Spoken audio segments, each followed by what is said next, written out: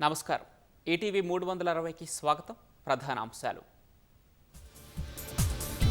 Team India తీన్మార్తో మురిసిపోయిన భారతావని, రహదారులపై హోరెత్తిన అభిమానుల సంబరాలు.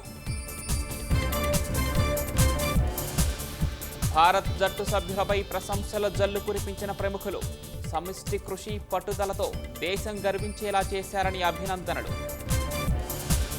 పశ్చిమాసియాలో శాంతి స్థాపన భారత్కు ఎంతో కీలకం. ఈటీవీ ముఖాముఖిలో మాజీ దౌత్యవేత్త తల్మీజ్ అహ్మద్. నేటి నుంచి పార్లమెంటు రెండో విడత బడ్జెట్ సమావేశాలు.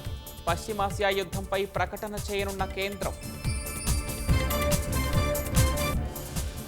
హైదరాబాద్లో చెరువుల కబ్జాను బీఆర్ఎస్ సర్కార్ అడ్డుకోలేదన్న సీఎం.